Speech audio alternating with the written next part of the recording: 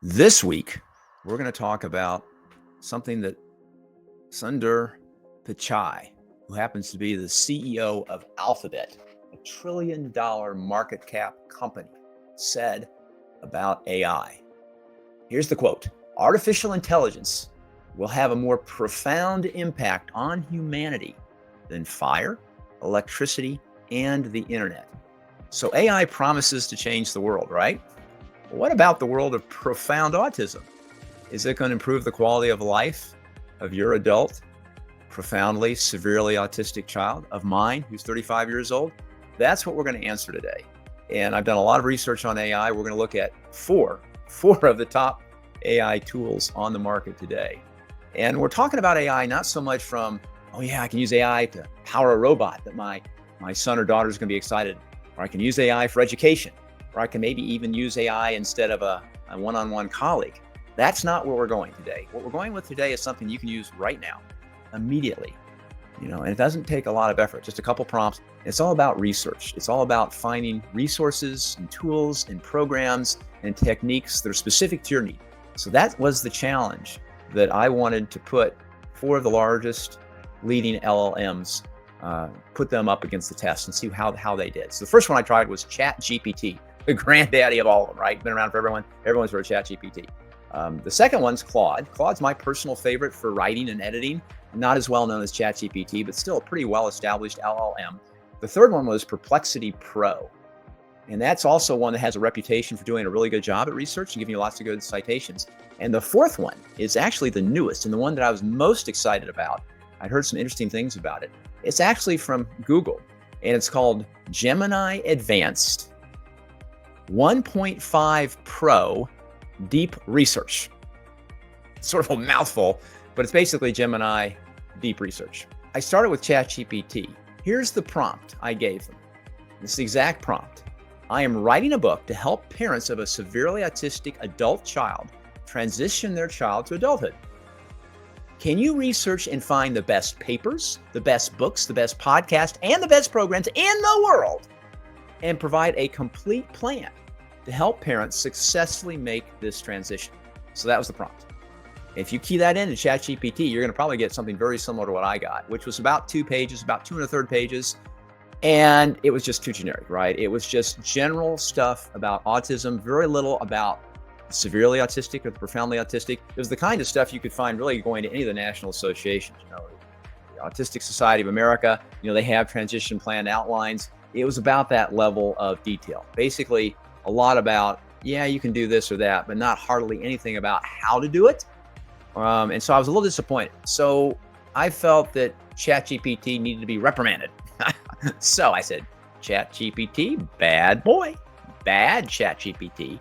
And then I gave it a different prompt. I said, "The research you compiled doesn't appear to focus specifically on those with severe, profound, or level 3 autism like I asked you about." I didn't say that last part. "This population is much more difficult to find information and help for than the general autistic population. They typically have an IQ of under 50, are nonverbal, and often require one-on-one care. Could you redo your research addressing specifically the much more challenging problems parents of an adult child with severe autism face?" And so it came back with about another 2 pages. It was a little bit better, but it wasn't that much better in terms of really focusing on severe autism. But one of the things it did, which I thought was really pretty cool, is it knew I was in Austin, Texas. I didn't tell it this. It evidently knew that from my IP address or something where I was located. And it came back this time with programs and resources in Austin or around the Austin area. And that was pretty cool. Now, I'd heard of most of these, but there were a couple I had not heard about. And the fact that it came up with those and suggested them, even though they weren't specifically for severe autism, was pretty cool. And so I was pretty excited about that. Then I went on over to Claude, and I gave Claude the same exact prompt that I gave ChatGPT, and I was disappointed. It started with what I thought was a bit of a disclaimer. So it started right out of the chute with, "I don't have access to current databases or search capabilities, so I can't guarantee the completeness or accuracy of specific citations." Okay. Then it went on, even with more of a cop-out. "Instead, I'll focus on providing a structured framework based on well-established principles and areas that parents should focus on. And so it gave me about 2 pages, about 2.5 pages, but it was a very high-level framework, sort of like what ChatGPT started out with. So I gave it the second prompt. I reprimanded it and I said, no, I need something that's a little bit more specific. I understand that you don't want to give me too much because you aren't current and you don't have all the most recent papers, but can you come back with something a little bit better? And it didn't do much better, but it did do one thing that was sort of cool. It gave me 3 case studies, 3 people that were severely autistic, and explained their symptoms and then explained the programs, the steps that those parents took. And I thought, that's interesting. So I looked at those. It didn't give me those initially. It said this was one more question it could answer. And the first thing it started with is that, well, these are fake. But it told me that, right? It said, these aren't real people. These are composites that I made from lots of real people that I researched, blah, blah, blah. Okay. And then it gave me like the success strategies. And this was sort of interesting. Like for Miguel, I think Miguel was 17, this fictitious person, started the transition plan at age 16, parents gradually introduced respite care workers who later became permanent staff, which is what Kay and I did when our son was in that age range, created a detailed care protocols for all medical and behavioral needs. We did that too, very helpful. Used video modeling to familiarize Miguel with new environments. Great idea. That also worked well for us. Spent 18 months visiting potential group homes before selection.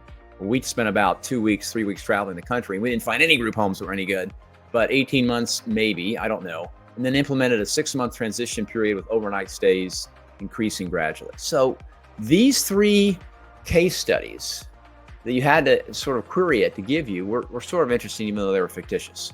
So I would say Claude wasn't as good as ChatGPT. Surprising in this one area that ChatGPT just didn't even come up with. Perplexity Pro, which I'd used in the past for research, promised this comprehensive plan. I gave it the same exact query. It was going to give me this comprehensive plan.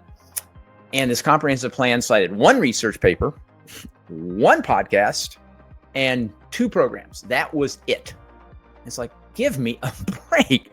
So I asked it again to do a little better job. And it came back with some stuff that was a little better.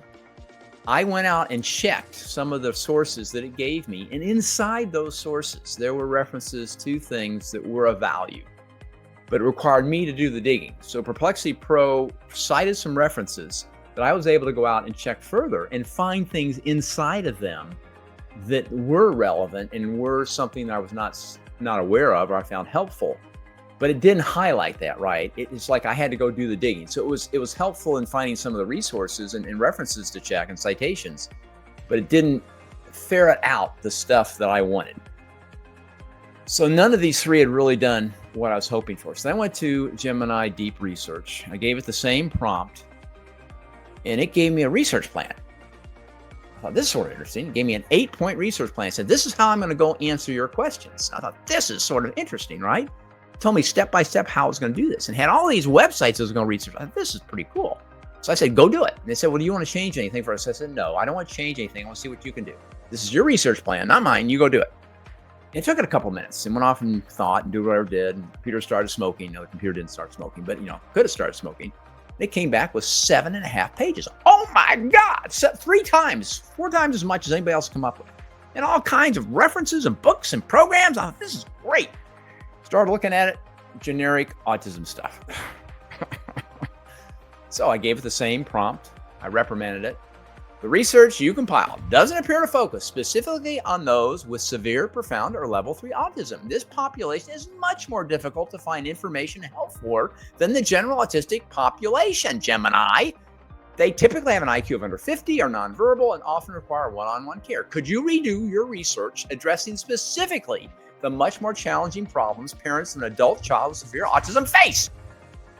Now, I was getting a little red in the face at this point, but it did not see that. And so it went off and thought for a few more minutes.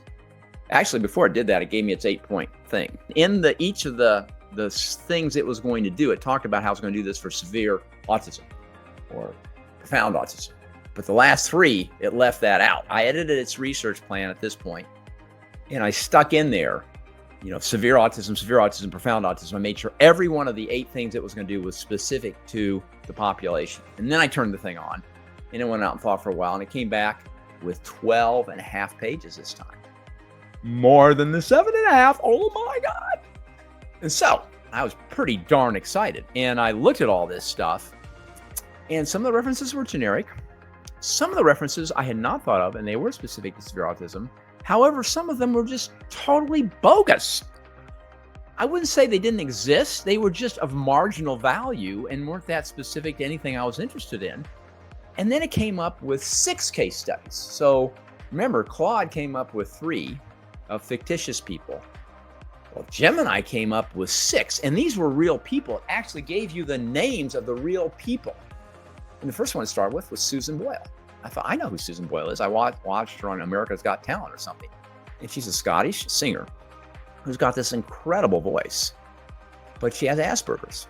And I'm thinking, well, somebody with Asperger's isn't really on the low end of the spectrum. At least they're not considered severely autistic. I mean, they don't have an IQ of less than 50. They certainly can talk. She can sing and talk. So even though she was a great example of someone who'd been very successful with autism, she was not severely autistic.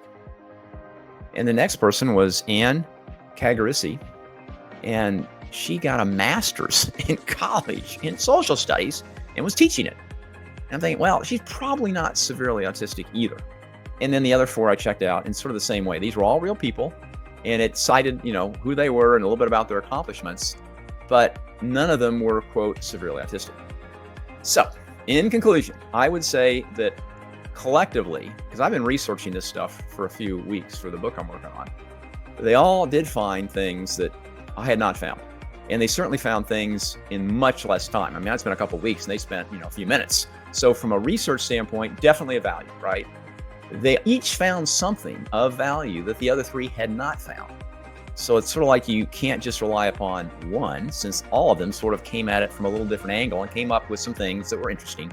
None of them, though, even Gemini deep research, really understood the subtleties and the nuances about how profound autism and severe autism is a very different animal than the autism that 3/4 of the autistic folks out there have, right? The folks that can talk, the folks that still have a lot of autistic behaviors and challenges, but they can function much more independently. Whereas profoundly and not severely autistic folks, our son requires one-on-one care from the time he wakes up in the morning to the time he goes to bed. We know other people that require 24-hour care because they have other medical conditions. So it's just a different ballgame. None of the LLMs really understood that. But I would say, if you have to do one, if you only have time to pick one, Gemini deep research, hands above the other 3. I mean, just the sheer volume of stuff it produced, 12.5 pages. And this was really good stuff. I mean, it gave you web links. It gave you the names of the organizations. It gave you the programs. It cited the research papers. It suggested all this stuff that you then could go out and pick the ones you felt were the most appropriate. Now, some of them were state specific, and it told you that. Some of them were not. And then you could go and do some additional research yourself. So it wasn't like the final answer, but it was pretty interesting and certainly a pleasant surprise, especially after I tried the other 3. And I was a little bit disappointed. So I'm sure by the time a few more months go by, AI is probably going to get better. It's improving at an unbelievably quick pace. So I certainly wouldn't give up on AI. And I did find this exercise of value and helpful, but you have to check everything, right? You have to go out and do a little bit additional research. I would say it saved me a lot of time, but I still had to sort of ferret out the stuff that wasn't relevant or that I already knew and then focus on the other things. So in terms of grades, I would have given Perplexity Pro and Claude probably D's or D minuses. I'd probably give ChatGPT maybe a C plus or a B minus, but I probably would give Gemini like an A minus, maybe a B plus, A minus. It wasn't an A or an A plus because it was still getting things wrong. It was still citing, irrelevant sources, but it was surprisingly good. That's it for this week. Talk to you again soon. See ya.